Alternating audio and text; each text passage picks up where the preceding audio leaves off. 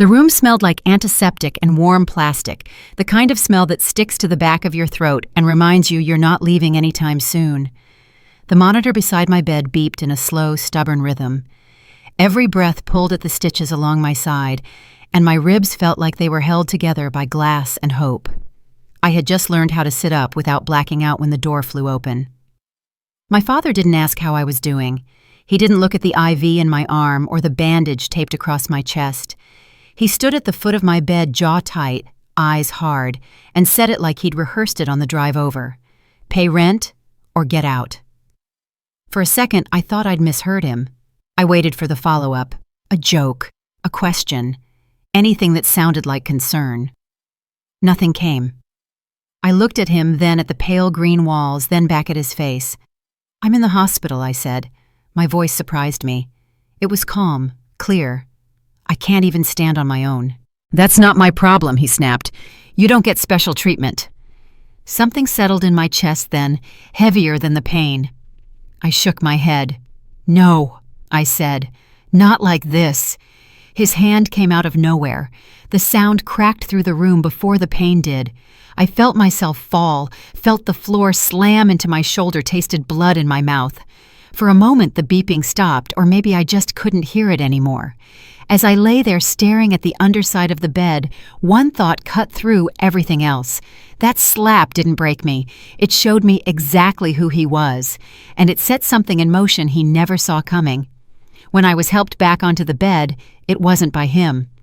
A nurse avoided my eyes as she adjusted the blankets and told everyone to keep things calm. My father stood there, arms crossed, breathing hard as if he were the one who'd been wronged. No one told him to leave. No one asked if I wanted him gone. I was 57 years old, lying in a hospital bed after a bad fall that had left me with cracked ribs and a head injury serious enough to keep me overnight. I had worked my entire adult life. I had paid my bills. I had helped my family more times than I could count. And in that room, with my body still shaking from pain and shock, I realized how little any of that mattered to them. He leaned closer, lowering his voice. "The rent was due days ago," he said. "You think being here changes that I didn't answer?" I couldn't. The words tangled somewhere between my chest and my throat. What struck me wasn't just the cruelty of what he was saying. It was the timing, the urgency, the way his eyes kept flicking toward the door like he was racing something invisible. He left without another word. No goodbye, no warning, just the echo of his footsteps fading down the hallway. I lay there long after the room went quiet again, replaying the moment over and over. The slap hurt, yes, but it was the look on his face afterward that stayed with me. Not anger, not even satisfaction. It was something sharper, something anxious. That was the first time I wondered if the money was only an excuse. The rest of my family filtered in later that evening, one by one, as if on a schedule they'd all agreed to. My younger sister hovered near the window, arms folded, staring at the parking lot instead of at me. When I asked if she'd seen what happened, she shrugged and said, "You know how he gets like that?" Explained everything. My father's wife sat in the chair by the bed and adjusted her purse on her lap. She asked the nurse how long I'd be staying and whether the insurance would cover it.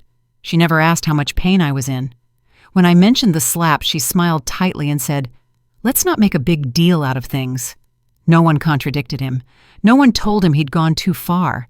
It was like the room itself had decided this was normal. The longer they stayed, the clearer it became that they weren't there for me. They were there to make sure I understood the situation. The rules hadn't changed just because I was hurt. If anything, they'd hardened. At one point, my father reappeared in the doorway. He didn't come in. He didn't need to. "You've got a deadline," he said. "Don't forget that." I watched the way my sister nodded, without looking at him, the way his wife gathered her things, already preparing to leave. It felt coordinated, rehearsed, as if this conversation had happened somewhere else before it ever reached me. After they left, the room felt colder. The nurse checked my vitals and asked if I wanted anything for the pain. I told her no. My body hurt, but my mind was too awake for medication. I stared at the ceiling and thought about the word he'd used. Rent. As if I were a tenant. As if the years I'd spent contributing to that house, the repairs I'd paid for the help I'd given when things were tight, had all been erased with a single word. He hadn't asked for money like someone who needed it. He demanded it like someone who was afraid not to get it. That thought stayed with me through the night, through the beeping and the distant sounds of carts rolling down the hallway, through the nurse changing my IV and the dull ache that never quite faded.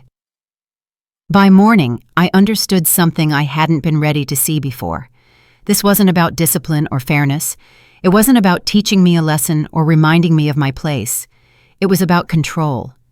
And the way he'd rushed into that hospital room, the way his voice had cracked when I said no, told me that control was slipping. I didn't know what he was hiding yet.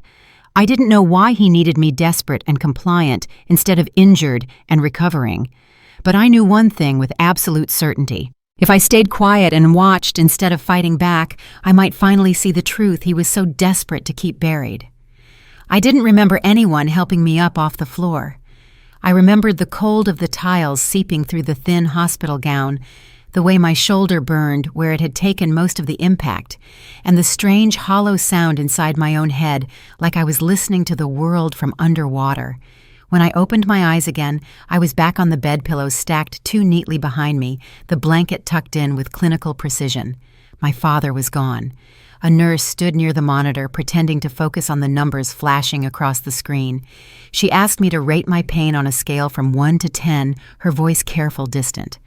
When I told her I was fine, she nodded too quickly, as if relieved I wasn't asking for anything more. She didn't ask what had happened. She didn't ask if I felt safe. That silence said more than any apology would have. The first family member to come back was my sister Elaine. She slipped into the room like she was afraid of being seen. Her purse clutched tight against her chest. She didn't sit down. She leaned against the wall and stared at the floor. "You okay?" she asked. It wasn't a question that expected an honest answer. It was a formality, something to fill the space before she said what she'd really come to say. "I got slapped onto the floor," I said.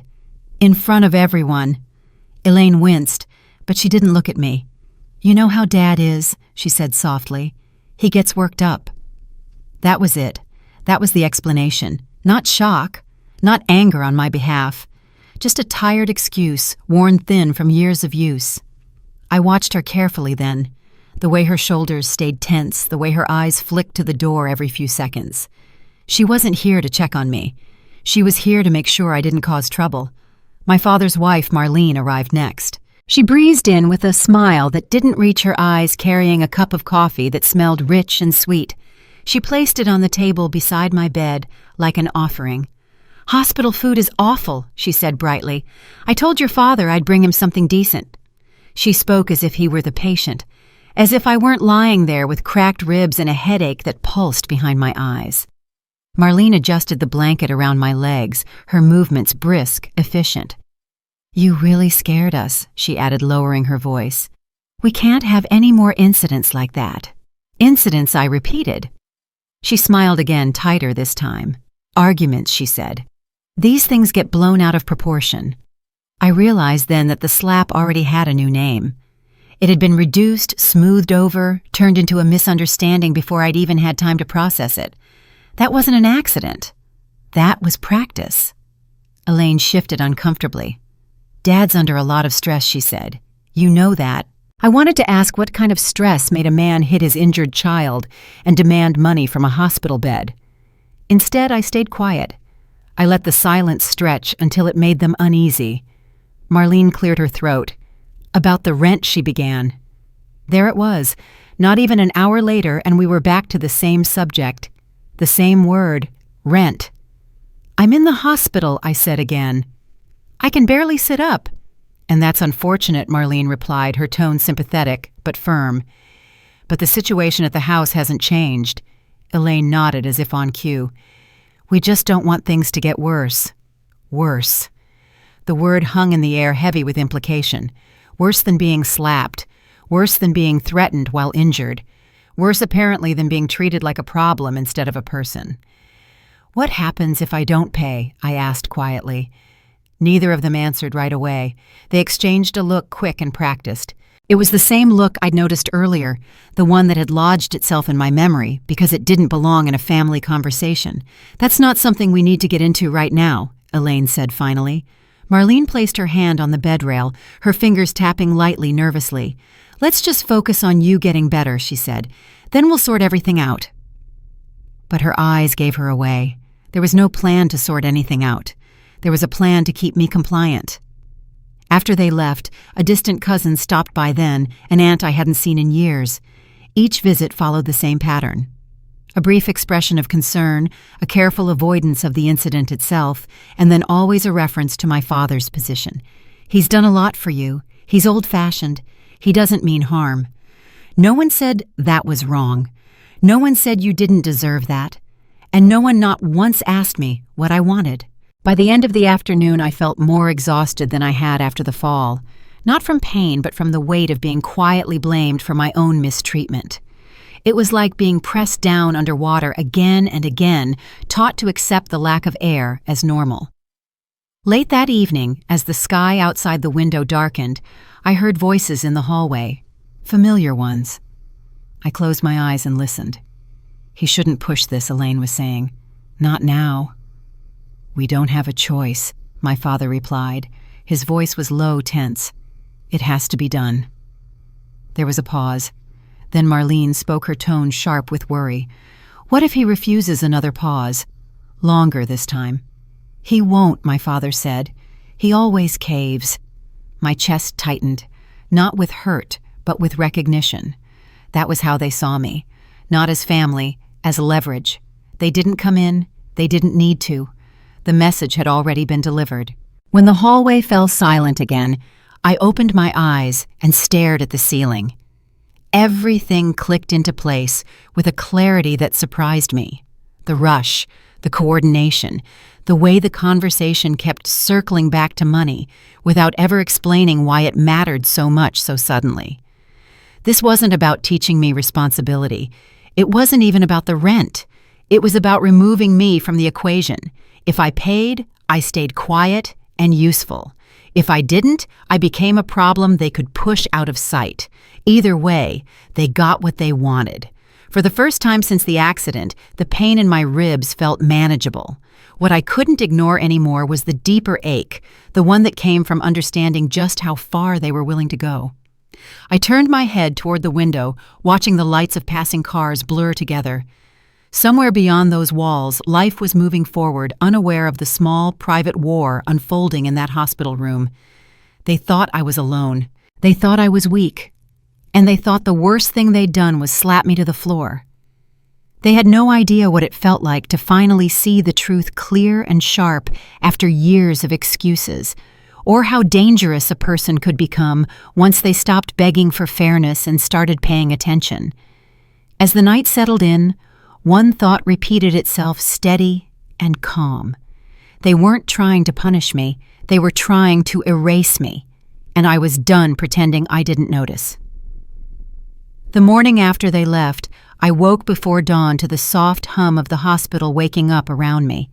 A cart rattled down the hallway. Someone laughed too loudly near the nurse's station.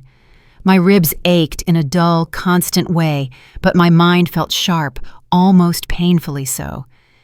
I replayed every word my father had said in that room. Not the shouting, not the slap, the details, the phrasing, the urgency in his voice when he mentioned the rent, the way he hadn't asked if I could pay, only whether I would. Something about it didn't fit. My father had never been punctual about anything in his life. Bills were suggestions. Deadlines were flexible. He used to joke that the world bent for people who knew how to push. Yet there he was, standing over my hospital bed, acting like a man racing a clock only he could see. I closed my eyes and went through it again, slower this time. He hadn't said, "You're late." He'd said, "It's due," as if someone else were waiting on the other end. When Elaine came back that morning, I was ready for her. She brought a bag of muffins and an expression that tried too hard to look casual. "Dad's worried about you," she said, setting the bag on the table. "He just doesn't show it well." I didn't respond. I watched her hands instead, the way she twisted her ring around her finger, the way she kept glancing at her phone as if expecting it to buzz. "He's under a lot of pressure right now," she added. "There it is," I said. She froze. "There's what pressure," I said. "From who?" Elaine's mouth opened, then closed again. She laughed quick and brittle. "You're reading too much into it." Maybe. But her reaction told me more than her words ever could. If there were nothing to hide, she wouldn't have flinched. Later that afternoon, my father called. He didn't ask how I was feeling. He didn't mention the incident. He went straight to the point, his voice tight and clipped. "You've got 3 days," he said. "I need an answer. An answer to what I asked." "Don't do this," he snapped. "You know what I'm talking about." I did, and I didn't. "What happens in 3 days?" I asked. Silence stretched across the line. I could hear his breathing faster than usual. "That's not your concern," he said finally. That confirmed it. Whatever this was, it had a deadline, and it scared him enough to lose control in a hospital room. After the call ended, I stared at my phone for a long time. My hands were steady. My chest wasn't tight. The fear I'd expected never came. In its place was something colder, more focused. I wasn't the problem. I was the obstacle. That evening, a nurse named Carol came in to check my vitals. She was older with kind eyes and a voice that didn't rush. When she adjusted my IV, she hesitated. "Rough family visit yesterday," she said gently. I met her gaze. "You could say that." She nodded as if filing the moment away. "You'd be surprised how often money shows up in rooms like this," she said. "People think emergencies pause everything. They don't." "Does it usually make people desperate?" I asked. Carol gave a small, sad smile. "Only when there's something bigger at stake." After she left, I lay there staring at the door, my heart beating a little faster now. Bigger at stake. The phrase echoed in my head. The next clue came from Marlene, though she didn't realize she was giving it to me. She called that night, her tone sugary and forced. "We're trying to help you," she said, "but you're making it difficult." How I asked. "By not cooperating," she replied. "This is a sensitive time. For who I pressed." Another pause. Another misstep. For everyone she said too quickly. I almost laughed. Instead I said, "Then tell me what's actually going on." She sighed, the sound heavy with annoyance. "You don't need to know all the details," she said. "You just need to do your part. My part." Like this was a play and I'd forgotten my lines. After we hung up, I felt a strange sense of calm settle over me. The picture was still incomplete, but the shape of it was there. The rent wasn't the goal. Compliance was. Silence was. And my presence, my questions, my refusal to fall in line threatened whatever arrangement they'd made without me. The following day, while waiting for discharge papers, I overheard 2 orderlies talking outside my room. "Guy in billing is freaking out," one of them said. "Some files on hold." Again, the other replied. "That's the 3rd one this week." They moved on before I could hear more, but my mind latched onto the word. Hold. Files. Delays.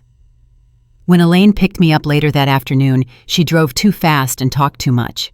She complained about traffic, about work, about how tired she was. She didn't mention home. As we pulled into the driveway, I noticed a strange car parked down the street. Dark, clean, unfamiliar. Elaine noticed it too. Her grip tightened on the steering wheel. "Who's that?" I asked casually. "No idea," she said a beat too late. "Probably a neighbor." But she didn't look convinced. Inside the house, everything felt staged, cleaned too thoroughly, papers stacked neatly on the counter that had never been there before. My father wasn't home. Marlene said he was handling something. Handling. Another vague phrase. Another deflection. I went to my room and sat on the edge of the bed listening. The house creaked and settled around me. Somewhere a phone rang. Somewhere else it stopped abruptly. That night, lying in the dark, I finally allowed myself to say it out loud, even if only in my head. They needed me out of the way. Not because I owed them money, not because I'd done something wrong, but because my presence complicated a plan already in motion. I didn't know yet what that plan was. I didn't know who else was involved or how far it reached, but I understood the role they'd assigned me. I was supposed to be quiet, grateful, and pliable, and when I wasn't, they tried to push me aside as quickly as possible. I stared at the ceiling, the pain in my ribs flaring as I shifted. It didn't matter. Pain was temporary. Understanding was not. If I stayed loud and angry, I'd give them exactly what they expected. A distraction. an excuse. But if I stayed silent and watched, really watched, they would show me everything they were trying so hard to hide. And that was when I made the decision that changed everything. I would stop asking for answers. I would let them reveal themselves. The discharge papers were thinner than I expected. A few pages clipped together a list of instructions, a warning about lifting anything heavier than a grocery bag. The nurse read them out loud while I nodded my mind already elsewhere. I signed where she pointed my name, shaky but legible. Elaine waited by the exit keys in her hand. She didn't offer to carry my bag. She walked ahead of me like she always did, setting the pace without asking if I could keep up. The ride back was quiet. Not the comfortable kind. The kind filled with things neither of us wanted to say. Every bump in the road sent a sharp reminder through my ribs. I bit down and stared out the window, watching familiar streets pass by as if I were seeing them for the last time. When we pulled into the driveway, something felt wrong immediately. The house looked the same, but the air around it didn't. The porch light was on in the middle of the afternoon. The curtains were drawn tight. Elaine cut the engine and sat there for a moment, hands still on the wheel. "You should rest," she said. "Just don't start anything today." I didn't ask what she meant. We both knew. Inside the house smelled like cleaning solution. Sharp, sterile, as if someone had tried to erase the past few decades in a single afternoon. My footsteps sounded too loud on the hardwood floors. Elaine disappeared into the kitchen, already busy with something that didn't involve me. I went down the hall toward my room. The door didn't open. I tried again, slower this time, pressing down on the handle, feeling the resistance. A lock I hadn't agreed to, a lock I hadn't been told about. For a moment, I just stood there, my hand still on the knob. My chest felt tight, not from pain, but from the sudden certainty settling in my gut. I knocked once. Nothing. I knocked again harder. Elaine. She appeared at the end of the hall, her face carefully blank. "What's wrong?" "My door's locked," I said. She hesitated just long enough. "Dad said it would be easier this way." Easier for who, I asked. She didn't answer. She stepped closer and handed me a folded piece of paper. It was a typed note, not even signed. It explained that my room was being reorganized and that I should gather only what I needed for now. It mentioned rent again. It mentioned responsibility. It mentioned timelines. It didn't mention me. "Where am I supposed to go?" I asked. Elaine looked past me down the hall. "Maybe stay with a friend," she said. "Just until things calm down." Things. Always things. Never actions. Never choices. My father came in through the front door a few minutes later. He took one look at me standing there with the paper in my hand and nodded as if this were exactly how he'd planned it. "I told you," he said, "deadlines matter." "I just got out of the hospital," I replied. "You locked me out of my own room. It's my house," he said flatly. "You're a guest. Guests follow rules." I stared at him, trying to find something familiar in his face. Anything that suggested hesitation or doubt. There was none. He was calm, prepared. This wasn't an impulse. It was execution. "What about my things?" I asked. "You'll get what you need," Marlene said from the kitchen doorway. We packed a bag. She brought it out and set it at my feet. A duffel bag, half empty, a few changes of clothes, no paperwork, no personal items, none of the things that mattered. I bent down slowly, my ribs protesting, and unzipped it. "Where's my laptop?" I asked. "My documents." "Those stay," my father said, "until we settle this." Settle this. As if there were anything left to discuss. "I've lived here for years," I said. "I helped pay for this place. And now you're being difficult," he snapped. "You don't get to rewrite history." The audacity of it almost made me laugh. Almost. I zipped the bag back up and straightened, breathing carefully. "You planned this," I said. "Before the hospital. Before everything." He didn't deny it. That was the most honest thing he'd done all week. "We're done talking," he said. "You can leave now, or you can make this uglier than it needs to be." I looked at Elaine. She stared at the floor. I looked at Marlene. She busied herself with straightening a stack of mail that wasn't crooked. No one was going to stop this. I walked toward the front door, each step deliberate. The house felt smaller with every move, like it was closing in on me, pushing me out. At the threshold, I paused and turned back. "I'll come back for the rest of my things," I said. My father's lips curved into a thin smile. We'll see. Outside, the air was cool and bright, painfully normal. I stood on the porch for a moment, duffel bag at my feet, unsure where to go. Then I noticed the car parked across the street, the same dark sedan I'd seen earlier, engine running, someone inside watching the house. As I picked up the bag and walked down the steps, the car pulled away slowly, like it had seen enough. I didn't know what that meant yet. I only knew it wasn't a coincidence. I called a friend from the sidewalk and asked if I could crash on her couch for a few days. She didn't hesitate. She didn't ask questions. The kindness hit me harder than the slap had. That night, lying on a borrowed couch with my ribs aching and my belongings reduced to a single bag, the reality finally sank in. They hadn't just threatened me, they'd removed me. The locks, the note, the packed bag, it had all been ready. I'd just been inconveniently injured when they decided to move forward. I stared at the ceiling fan spinning slowly above me and replayed my father's words. Guests follow rules. Deadlines matter. He thought he'd stripped me of my leverage, of my place, of my voice. What he didn't realize was that by pushing me out so abruptly, he'd also pushed me into a position where I could see things more clearly than ever before. I wasn't inside the house anymore. I was outside it looking in, and that made all the difference. The couch sagged in the middle, and every time I shifted my ribs reminded me they were still cracked and angry. Morning light leaked through the blinds in thin stripes, cutting across the living room floor.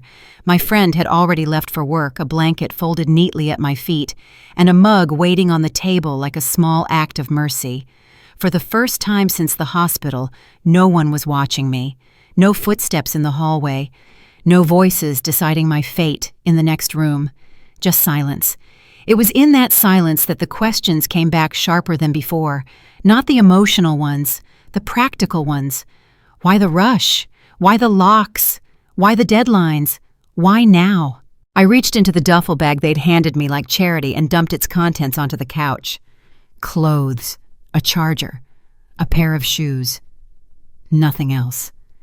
It was exactly what they'd intended me to have. Enough to survive. Not enough to think. As I gathered everything back up my fingers, brushed something stiff at the bottom of the bag. Paper. Folded, thick edges worn. I froze. I hadn't put any papers in there.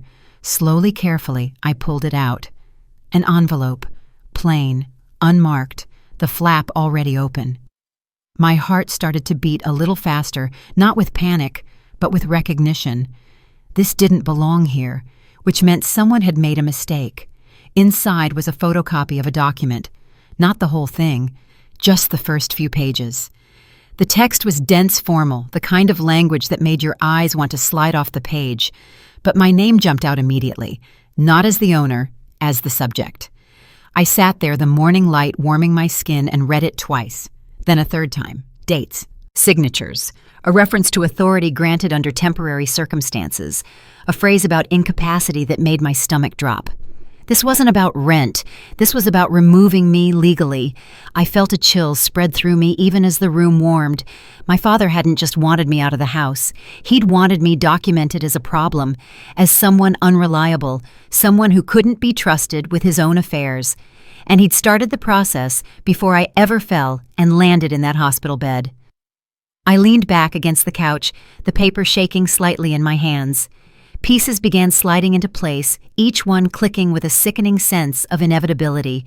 The pressure, the urgency, the rehearsed concern, the way everyone had spoken around me instead of to me.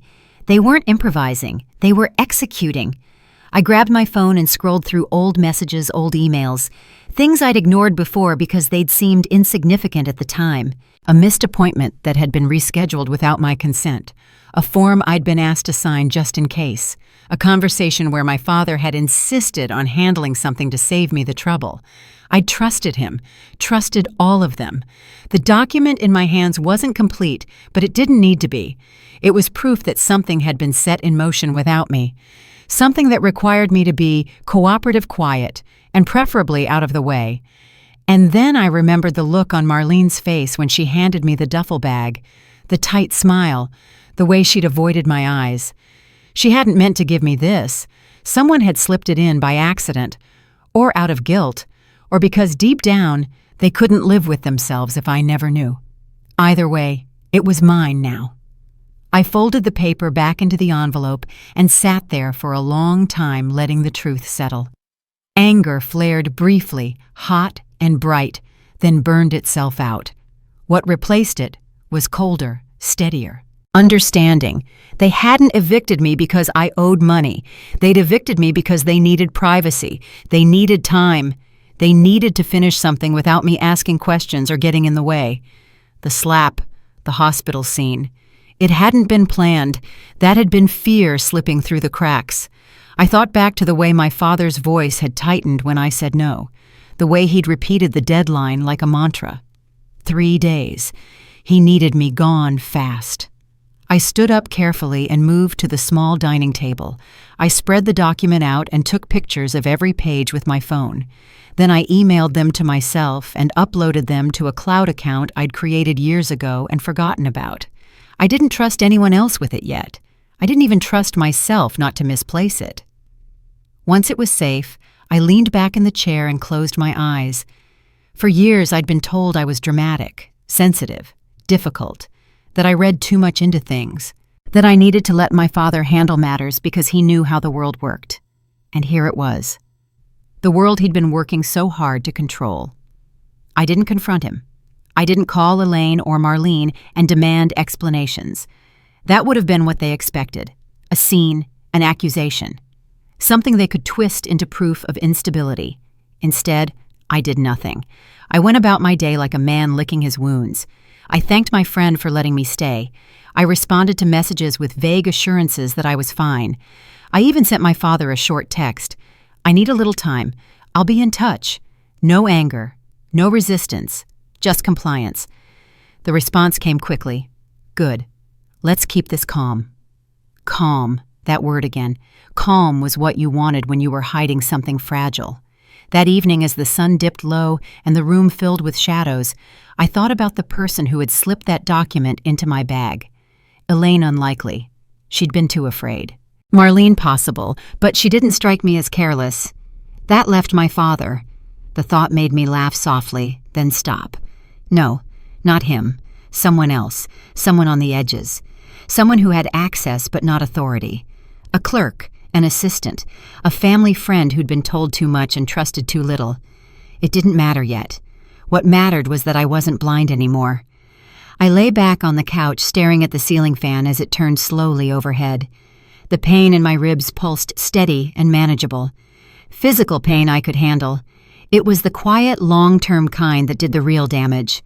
They had tried to reduce me to a problem to be solved, a liability to be managed, a signature waiting to happen, and they almost succeeded. If I'd paid the rent, if I'd apologized, if I'd stayed in that house and accepted their terms, I would have signed away pieces of my life without ever realizing it. The document proved that. I thought about my father sitting in his chair, convinced everything was under control, about Marlene organizing papers on the counter, about Elaine nodding along, telling herself it was for the best. They thought I was isolated. They thought I was powerless. They had no idea that by pushing me out so abruptly, they'd handed me the one thing I'd never had before, the truth. I reached over and turned off the lamp, letting the room fall into darkness. Tomorrow I would start paying attention in a way I never had before. Not loudly, not emotionally, quietly. This wasn't the end of anything. It was the beginning. And the secret they never meant for me to find was only the first crack in the story they'd worked so hard to build. I stopped calling. That was the first rule I set for myself. No checking in, no asking how things were going, no reminding anyone that I still existed. I let my phone sit face down on the coffee table for hours at a time, resisting the urge to fill the silence with explanations they didn't deserve. Silence, I realized, made people nervous when they expected compliance. The first few days after I found the document were the hardest. Every instinct I had told me to confront my father, to demand answers, to shove the proof in his face, and watch him squirm. But I'd spent a lifetime reacting to him, and every reaction had ended the same way. He deflected. He dominated. He rewrote the story until I was the problem again.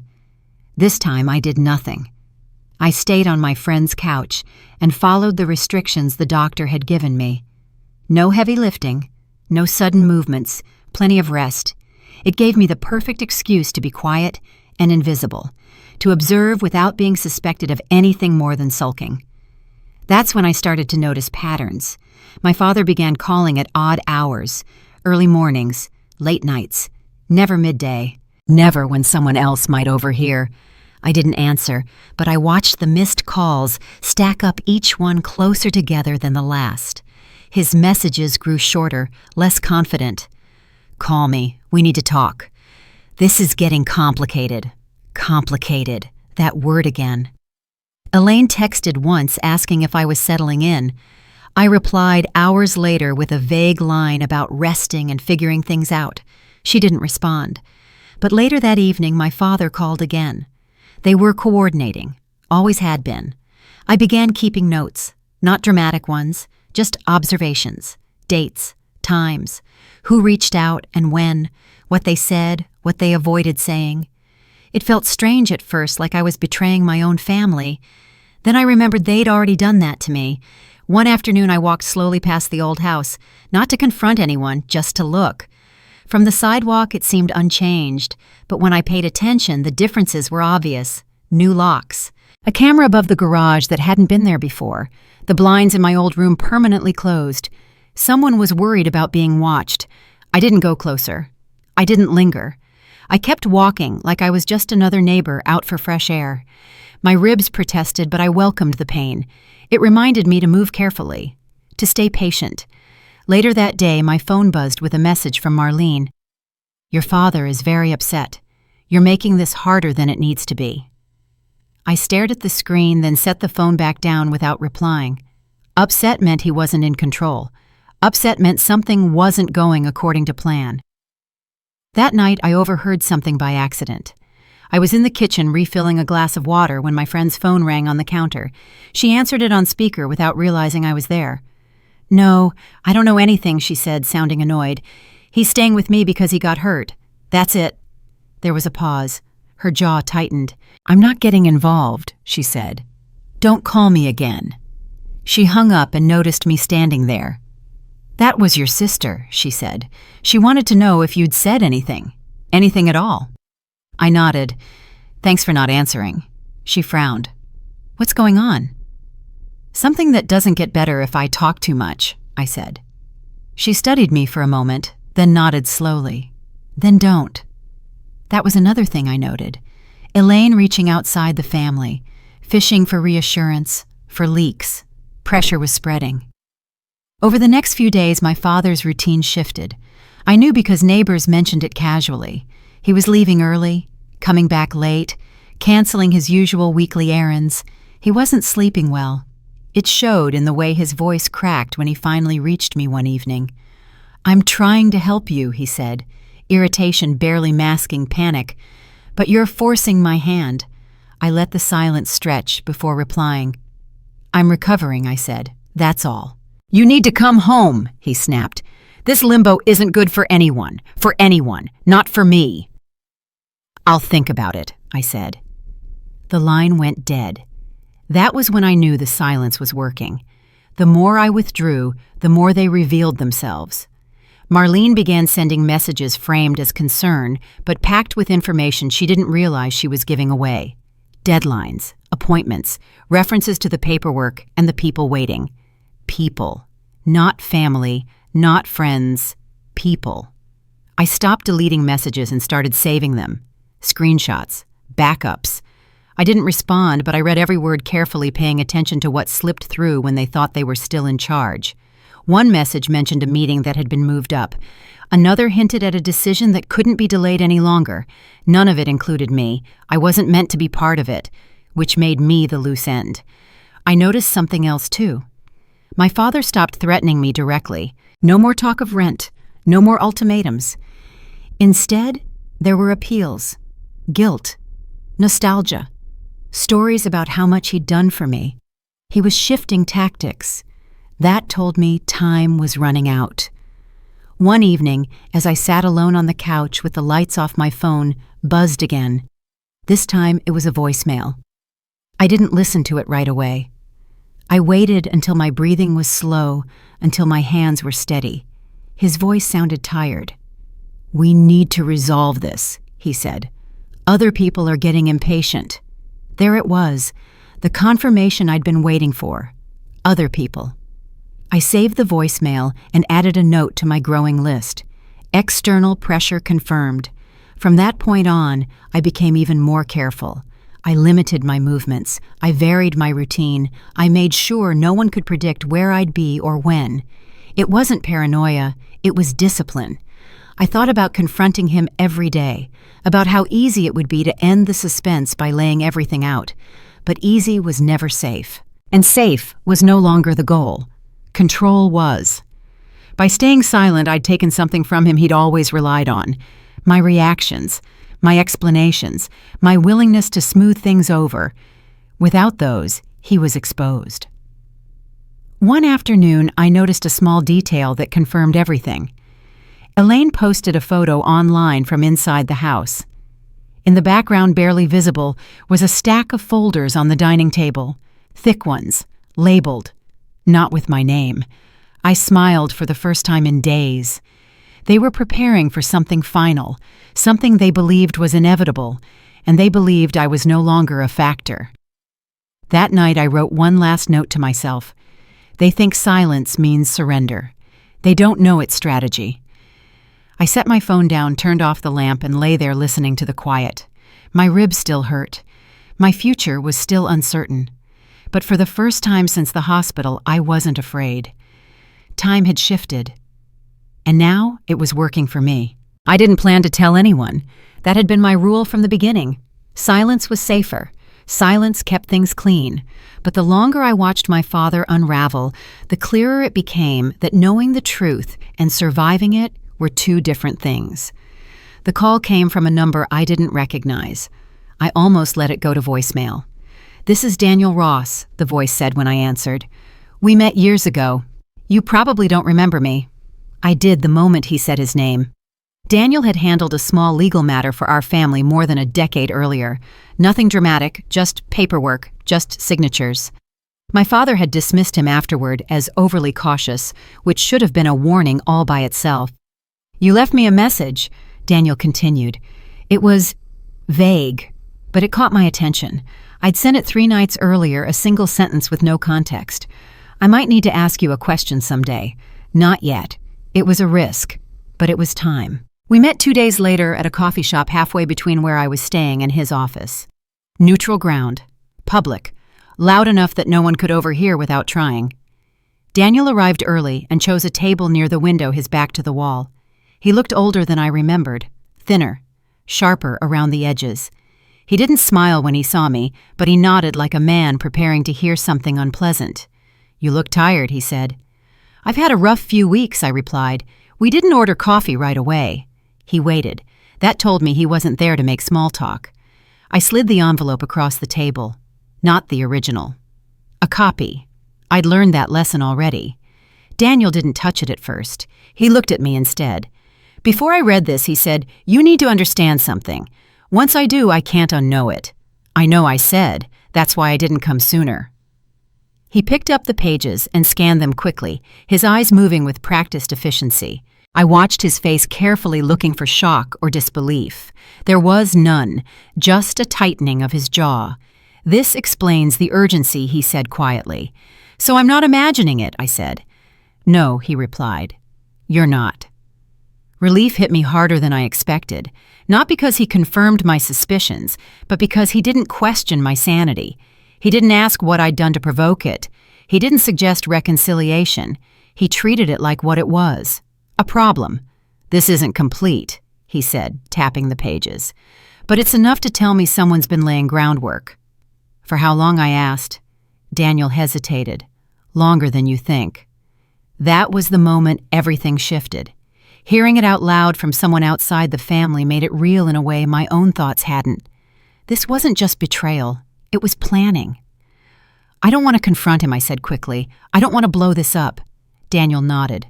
"Good. That would be a mistake. I studied him then, trying to decide if I'd made the right choice. He seemed calm, but there was something else there too. Caution. Not fear. Respect for the situation. You need to be careful, he said. If you're right about the direction this is going, exposure won't just embarrass him. It could ruin him. I'm not trying to ruin anyone, I said. I just want the truth to stop being used against me. Daniel leaned back in his chair. Truth has a way of doing its own damage, he said, whether you intend it or not. We talked for nearly an hour, not about revenge, not about justice, about timing, about restraint, about what not to do. He asked questions that felt invasive but necessary. Who had access to my information? Who spoke for whom? Who benefited from my silence? He didn't offer solutions. He offered boundaries. Don't sign anything, he said, not even something that looks harmless. I won't, I said. Don't accuse anyone yet, he added, and don't let them think you suspect more than you do. That last part made me pause. They already think I know something.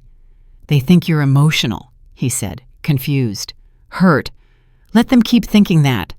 When we stood to leave, he surprised me by placing his hand briefly on my arm. You did the right thing coming here, he said. But understand this. Once the truth surfaces, it won't stay contained. People will choose sides. I know, I said. Good, he replied. Then we're clear. We walked out separately. I sat in my car for a long time afterward, hands resting on the steering wheel, breathing slowly. I felt lighter. Not because my problems were solved, but because I wasn't carrying them alone anymore. That feeling didn't last. That evening my phone rang, my father's number. I let it go to voicemail. You've been talking, his voice said, thin with irritation. I can feel it. I deleted the message without replying. The next day, Elaine showed up unannounced at my friend's place. I watched from the window as she stood on the porch, arms crossed, her posture rigid. I didn't open the door. She texted instead, We need to talk. This is getting serious. I waited an hour before responding. I'm resting. We'll talk later. There was no reply. Daniel called that night. They're nervous, he said. That means you're doing something right. I didn't say anything, I replied. You didn't have to, he said. Silence is louder than you think. I asked him then the question I'd been avoiding. What happens if this goes all the way? There was a pause. Then it stops being a family matter, he said, and starts being something else entirely. After we hung up, I lay awake staring at the ceiling, listening to the quiet hum of the house around me. My ribs still ached. My body still felt fragile. But my mind was clear. For years, my father had controlled every narrative in that family. He decided what was remembered, what was forgiven, what was buried. Anyone who challenged him was labeled ungrateful or unstable. He'd never expected resistance without noise. That was his blind spot. By the end of the week, the pressure had escalated. Missed calls, messages framed as concern, warnings disguised as advice, and beneath it all, a growing sense of urgency I could almost taste. They knew something was slipping. What they didn't know was that I wasn't rushing. I wasn't panicking. I wasn't plotting in the way they imagined. I was waiting. Because for the first time in my life, I understood the difference between being believed and being protected. Daniel hadn't promised to save me. He'd done something better. He'd told me when to stay quiet. And that knowledge shared between two people who understood the stakes was enough to change everything. The truth was no longer mine alone. And once that happens, there's no going back. Once I knew what to look for, it was everywhere. It started with small things. A bank notification I'd ignored months earlier because my father had told me it was a glitch. A statement that arrived late, then stopped arriving at all. A password reset notice I hadn't requested. At the time, I'd trusted him when he said he'd taken care of it. Now, every one of those moments came back with a different weight. Daniel told me not to dig recklessly. He was right. So I moved slowly, deliberately, like someone following a trail of footprints across fragile ground. I didn't break into accounts or demand records. I used what I already had access to, what had always been mine, but quietly rerouted while I wasn't paying attention. The first confirmation hit harder than the slap ever had. A benefit I'd earned years earlier had been redirected. Not stolen outright. Reassigned. The paperwork was clean, the language careful. It framed the change as temporary for my own good during a period of instability. The date on the authorization predated my hospital stay by weeks. They had planned this while smiling at me across the dinner table. I sat at my friend's kitchen counter with my laptop open, the house quiet around me, and felt something in my chest crack open. Not pain, clarity, the kind that leaves no room for denial. This wasn't about one bad decision. It was about a system. As I traced the timeline, the pattern sharpened. One account led to another. A contact name I didn't recognize appeared on more than one document. A mailing address that wasn't mine showed up repeatedly like a fingerprint. Every change was small enough to escape notice on its own. Together, they told a story of methodical control. I remembered my father insisting on handling things because I was too busy. I remembered Marlene saying it was easier if paperwork went through them. I remembered Elaine telling me I worried too much. They hadn't taken everything at once. They'd taken it gradually, quietly, while I was still inside the house, and convinced myself that was safety. The most devastating discovery wasn't financial. It was personal. There was a letter copied and saved in a file I had access to only because I'd never bothered to remove my name from a shared folder. It wasn't sent to me. It was about me. It described concerns about my reliability, my stress levels, my recent behavior. It was written in careful, sympathetic language, the kind designed to sound reasonable to anyone who didn't know me. The date made my hands shake. It had been drafted the week before my accident. I closed my eyes and let the memory of that week surface. The dinner where my father had watched me closely as I spoke. The way Elaine had interrupted me when I disagreed. The sudden concern over my sleep, my workload, my mood. They weren't worried. They were documenting. I pushed my chair back and stood pacing slowly, my ribs aching with each step. The room felt smaller now, as if the walls were listening. I took a breath and forced myself to slow down. Panic would blur the edges. I needed the details sharp. By the time I sat back down, I understood something that made my stomach turn. My dependence hadn't been an accident. They'd discouraged me from setting things up independently, from reviewing statements, from attending meetings, from asking questions. Each time I deferred thinking it was temporary, thinking it was easier for them. The more I uncovered, the clearer it became that exposing everything at once would be a mistake. The damage was too wide. Too many people were connected knowingly or not. If this blew up publicly, it wouldn't just hurt my father.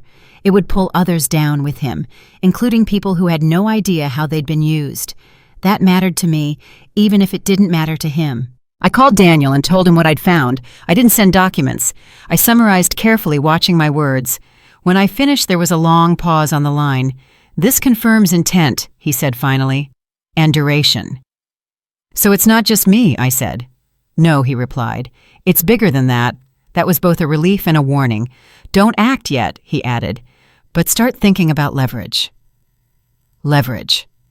The word sat heavy in my mind after we hung up. I didn't like how it sounded. I didn't like what it implied, but I understood it. Justice without leverage was just noise. As the days passed, I stopped mourning what I'd lost. That phase ended abruptly, like a door slamming shut. Grief assumes innocence. This required something else. I focused on accountability. I began mapping out dependencies, what my father needed to keep things quiet, what assumptions he relied on, where his confidence came from. The more I observed, the clearer his blind spots became. He believed paperwork equaled protection. He believed authority figures wouldn't question him. And most of all, he believed I would never understand the full picture. That belief was his weakness. One afternoon, Elaine called unexpectedly. I answered, keeping my voice neutral. "You okay?" she asked. "I'm managing," I said. She hesitated. "Dad's been stressed. This whole situation is getting out of hand." "For who?" I asked. "For everyone," she said too quickly. There it was again. The same vague phrasing, the same avoidance. "I'm not trying to make trouble," I said. "I just want things to be fair." She sighed, relief bleeding into her voice. "Then maybe we can all move on." After we hung up, I sat quietly for a long time, replaying her tone. She thought she'd reassured me. She thought I was backing down. That assumption was useful. The final piece came from an unexpected place. A routine check turned up a dependency my father hadn't considered. Something he needed finalized soon. Something that required clean records and unquestioned authority. A pressure point. I didn't celebrate when I found it. I didn't even smile. I wrote it down and closed the laptop. The trap wasn't about revenge. It was about timing. That night, lying awake, I thought about everything that had been taken from me without my knowledge. The years of quiet redirection, the erosion of autonomy disguised as care. The way my father had trained everyone around him to see control as concern. I also thought about the look on his face in the hospital the moment I said no. How quickly his composure had cracked. He believed everything was already secured, that the story had been written and filed away. He was wrong, because once you see the system, you can choose where to press. And I had finally found where it would hurt him the most. I turned off the light and let the darkness settle my breathing slow and steady. I wasn't angry anymore. I wasn't afraid. I was ready. And he had no idea that the power he thought he'd stolen from me was about to come back to him reshaped into something he couldn't control. I made sure they thought I'd given up. That part was important. I stopped asking questions altogether. I stopped pushing back, stopped delaying, stopped even sounding uncertain. When my father called, I answered on the second ring. When Elaine texted, I replied quickly. Short sentences, neutral tone, no edge. I told them I was tired. I told them I didn't want more conflict. I told them I needed time to think. They heard what they wanted to hear. The first step was choosing where the truth would surface. Not the house, not a family dinner, not anywhere my father's voice could fill the room and bend the outcome. I needed a place with rules, with records, with people who didn't care about our last name. Once I knew the battleground, everything else became preparation. I didn't rush. Rushing would have left marks. Instead, I organized what I already had. Dates, messages, voicemails, documents that contradicted each other just enough to raise questions. I built timelines the way Daniel had taught me, clean and simple, so anyone could follow them without my explanation. I kept copies in 3 places. Not because I was paranoid, but because I'd learned what happens when someone decides your access is inconvenient. There were moments I almost slipped. One afternoon, Elaine mentioned something she shouldn't have. A casual line about how my father just needed this one thing finalized before everything calmed down. I felt my pulse jump, felt the urge to ask what that thing was. I didn't. I nodded, made a sympathetic noise, and let her keep talking. She filled the silence for me, always did. That was when I understood how much people reveal when they believe you're no longer a threat. My father's blind spot wasn't cruelty. It was certainty. He believed control meant predictability. He believed that once someone stopped resisting, they were neutralized. So I let him believe it. I agreed to meet him briefly in public for coffee. I arrived early and chose a table where my back was to the door. He liked feeling dominant. I let him have it. "You look better," he said, sitting down without asking. "I'm recovering," I replied. He leaned forward. "We can put this behind us," he said, "if you cooperate." There it was. The same word dressed up as reconciliation. "I don't want problems," I said. "I just want things settled." His shoulders relaxed. He talked too much after that, about how complicated things had become, about how other people were impatient, about how he'd done everything to protect me. I listened. I nodded. I didn't contradict a single word. When we stood to leave, he put a hand on my arm, a gesture meant to reclaim authority. "You're doing the right thing," he said. I almost laughed. Instead, I said, "I hope so." After that, the pieces fell into place faster, not because I pushed them, but because he did. He started making calls in front of people, issuing instructions, acting like the outcome was inevitable. He didn't realize inevitability cuts both ways. There was a moment late one night when the plan almost collapsed. I received a message that suggested a document had gone missing, something critical. My heart rate spiked for the first time in days. I didn't react. I waited. 2 hours later, another message came through.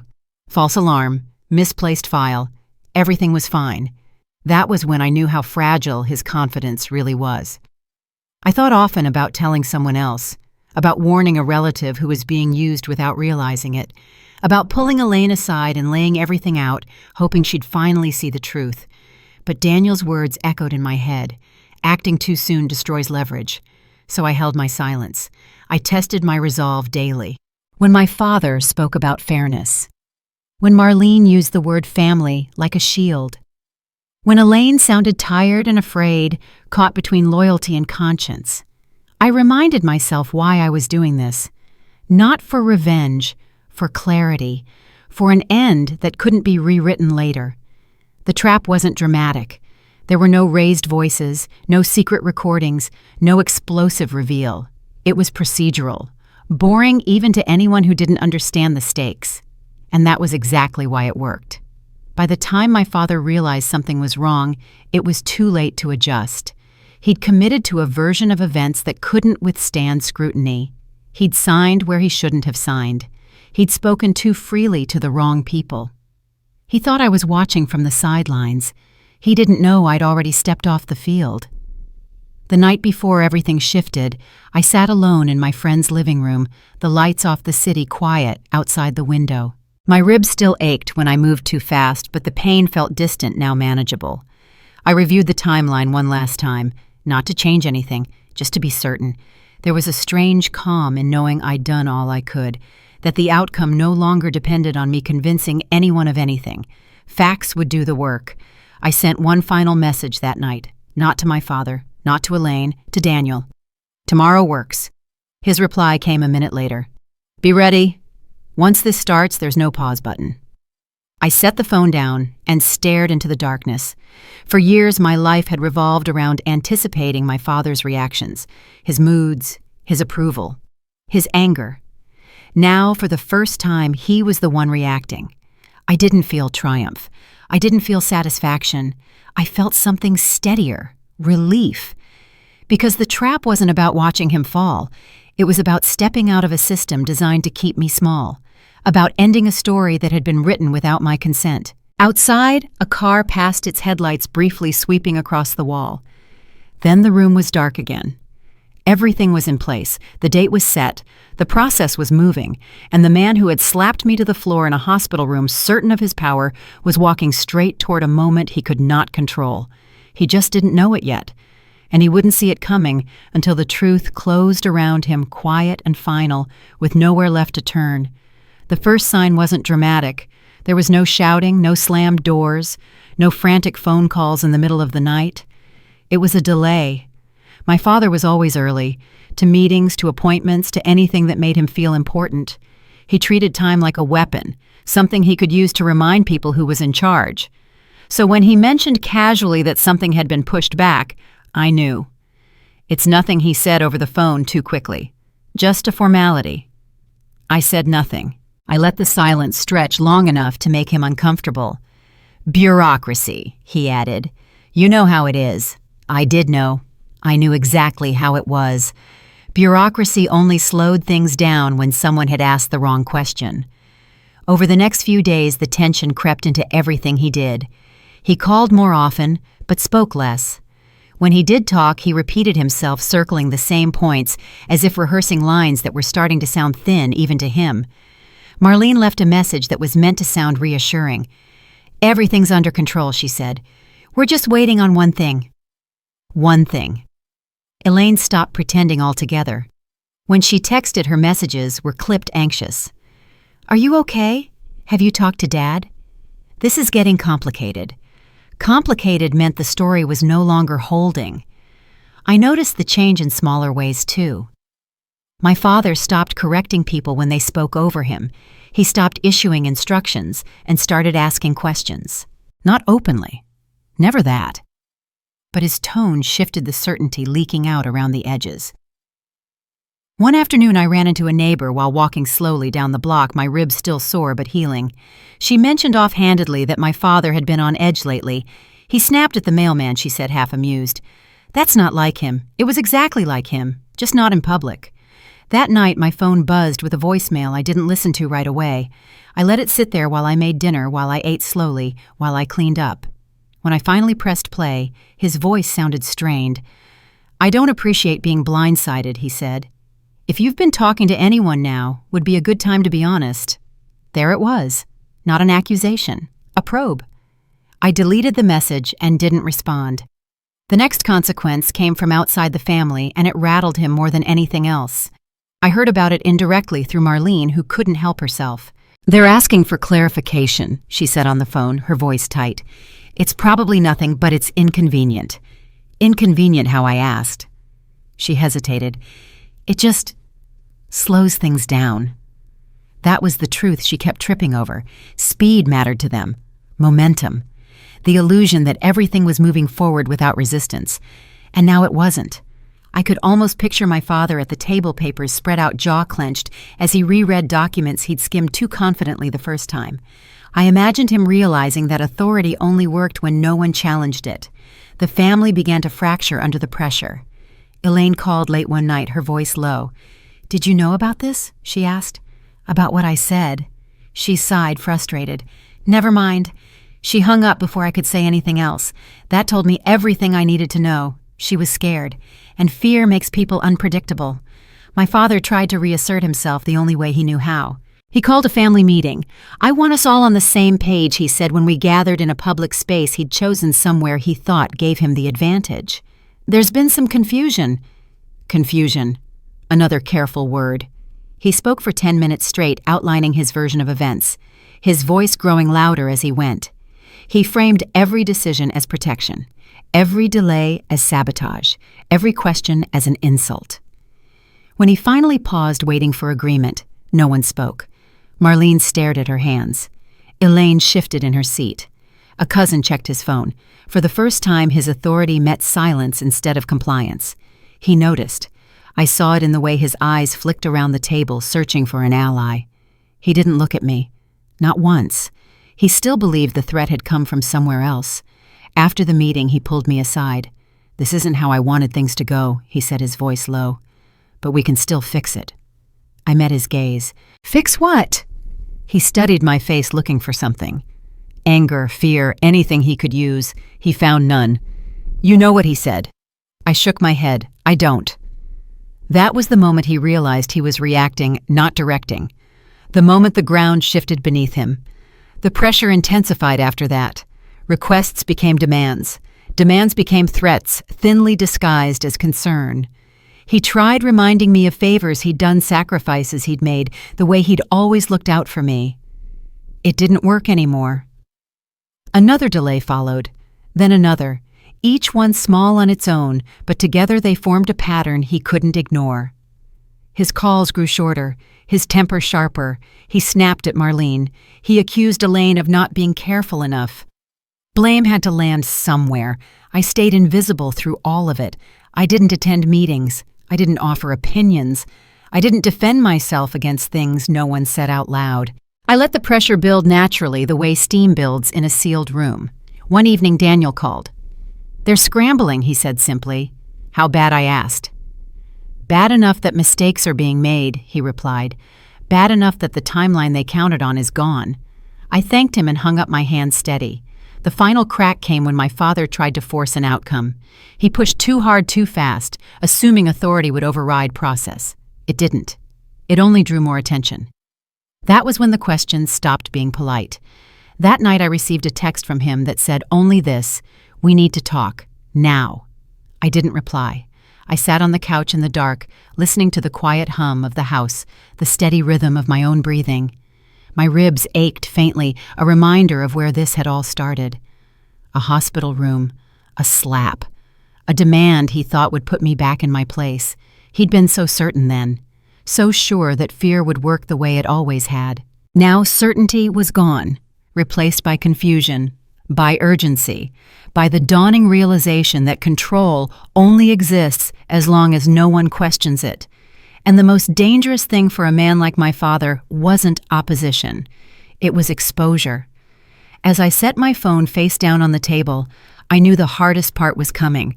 Not the fallout, not the consequences, but the moment when he would finally understand that the power he thought he'd cracked open in that hospital room was never his to command. It was slipping through his fingers now, and there was nothing he could do to stop it. The room was quiet, in the way places get when no one wants to make the first mistake. Neutral walls, A long table, chairs arranged carefully as if order alone could keep things civil. I arrived early and took a seat near the end, my back straight, my hands folded loosely in front of me. I felt calm in a way that surprised me. Not numb, not detached, just ready. When my father walked in, he looked confident at first. He always did. His shoulders were squared, his steps deliberate, his expression practiced into something that passed for authority. He greeted a few people by name, shook hands, smiled like this was just another formality he would breeze through. He didn't look at me. That was his mistake. The meeting began with routine remarks. Dates were confirmed, names were read aloud, papers were passed down the table. Everything moved according to procedure, slow and precise, leaving no room for grandstanding. My father shifted in his chair. He leaned forward, interlacing his fingers, ready to take over when the moment came. I could feel it, that familiar urge of his to control the narrative, to steer the conversation back to safe ground. Then the first question landed. It wasn't dramatic, it wasn't accusatory, it was simply unexpected. There was a pause, just long enough. My father smiled and answered smoothly the way he always had. His voice was steady, confident. He spoke as if he'd rehearsed the explanation a dozen times. The next question followed immediately. This one required documentation. Papers were requested. Not from me, from him. I watched the change happen in real time. The tightening of his jaw, the flicker of irritation that crossed his face before he masked it. He handed over the folder he'd brought, his movements precise, controlled. The person across from him skimmed the pages, then looked up. "These dates don't align," she said calmly. The room shifted. My father leaned back slightly. "They should," he replied. "There may be a clerical error." No one argued, no one raised their voice. They simply turned another page. Another document was introduced, then another. Each one laid out carefully, each one narrowing the space he had to maneuver. His answers grew longer, more detailed, more defensive. I stayed quiet. At one point, he glanced toward me, his eyes sharp, searching my face for something. Anger, fear, satisfaction. I gave him none of it. I met his gaze briefly, then looked back down at the table.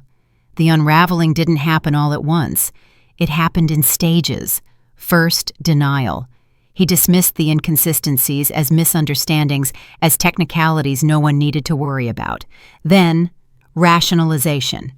He framed his decisions as protective, necessary, made under pressure for the greater good.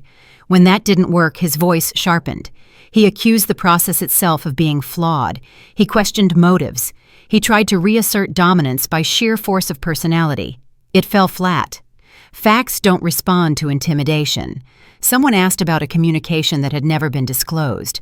Someone else referenced a decision made without proper authorization. Each time his answers came a fraction of a second slower. The man who had slapped me in a hospital room because he couldn't stand being told no was now trapped by his own certainty. He had assumed his authority would go unquestioned. He had assumed my silence meant ignorance. He was wrong on both counts. I was asked to speak once. Just once. I didn't argue. I didn't accuse. I stated a single timeline correction, quietly, clearly, and then stopped. I let the documents do the rest. That was the moment everything changed. My father's face drained of color, not dramatically, subtly, like a light being dimmed rather than switched off. He opened his mouth to respond, then closed it again. For the first time, he had nothing prepared. A decision was made shortly after, not shouted, not announced with ceremony, just stated, recorded, and set in motion. There would be consequences. As the meeting concluded, chairs scraped softly against the floor. Papers were gathered. People stood and spoke in low voices, already moving on to whatever came next. The world, indifferent as ever, continued. My father remained seated. I stood slowly, my ribs reminding me of their presence, but the pain felt distant now, manageable, temporary. He finally looked up at me then, not with anger, with something closer to disbelief. "You did this," he said quietly. I shook my head.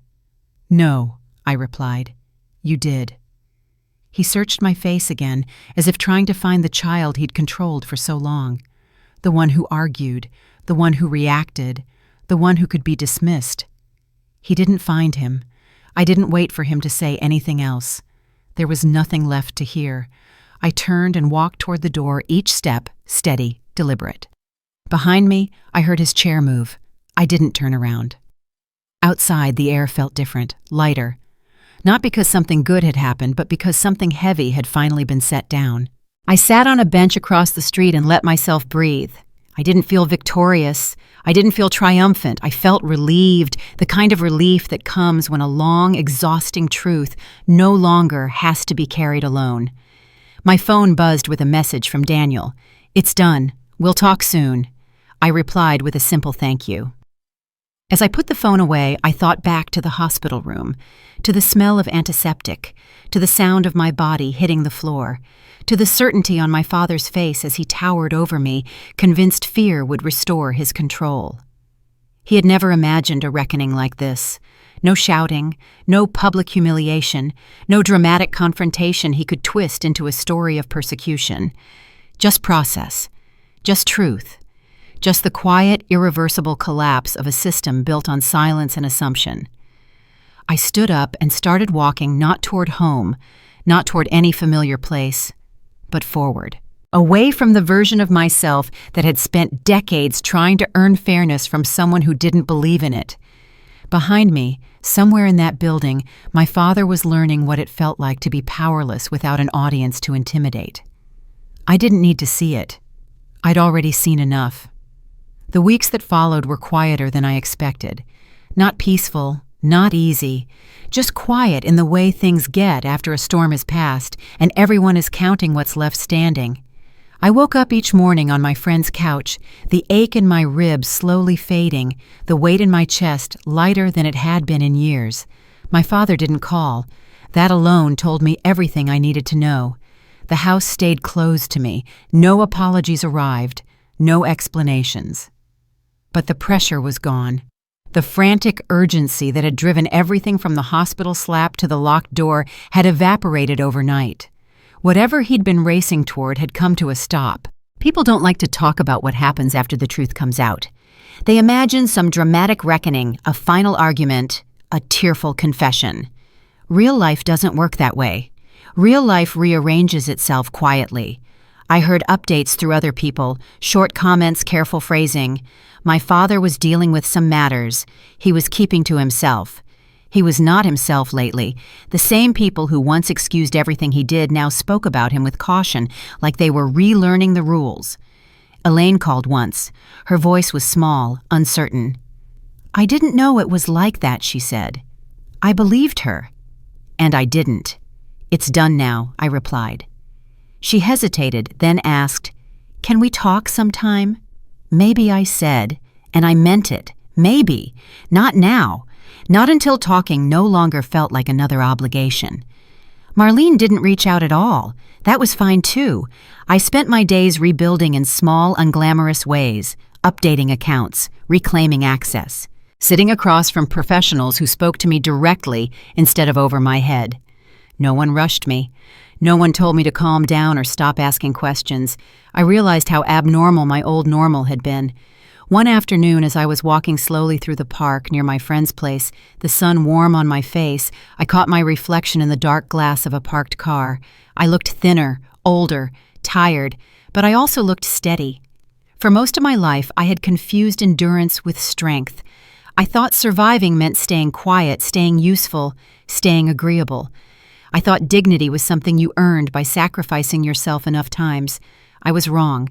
Dignity isn't granted. It's claimed. The memory of the hospital room came back to me often. Not the pain, but the clarity. The moment I said no. The moment everything shifted. At the time, I'd thought the slap was the worst thing that could happen. It turned out it was the moment that saved me.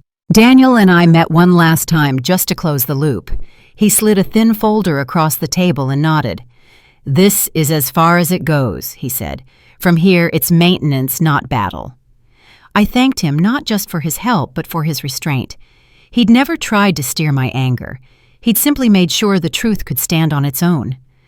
When I left his office, I didn't feel like a victor. I felt finished. That night, I packed my duffel bag again. Not because I was being forced out this time, but because I was ready to move forward. I found a small apartment not far from where I'd been staying. Nothing fancy, just clean, quiet, mine. The first night there, I sat on the floor with my back against the wall, listening to the unfamiliar sounds of a place that didn't carry anyone else's expectations. I breathed slowly, deliberately, the way I'd learned to after the injury. I wasn't waiting for the phone to ring. I wasn't bracing for the next demand. I was just there. People ask me now if I regret how things ended, if I wish I'd handled it differently, if I feel guilty. The truth is simpler than that. I regret the years I spent trying to earn fairness from someone who believed control was love. I regret the silence that taught others they could speak for me. I don't regret the moment I stopped playing my part. Walking away didn't make me cruel. It made me honest, and honesty has a way of clarifying who belongs in your life and who only benefited from your compliance. I still carry scars. Some you can see if you look closely.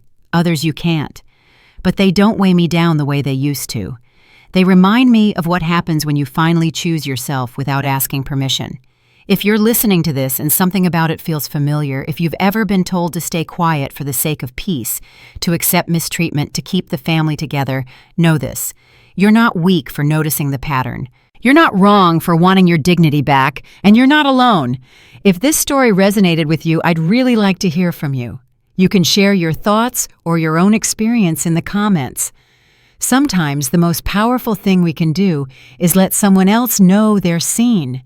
And if you want to stay with me for more stories like this, stories about justice, boundaries, and finding your way back to yourself, consider staying here. Subscribe, come back, and take a breath with me. We're walking forward now, with our dignity intact.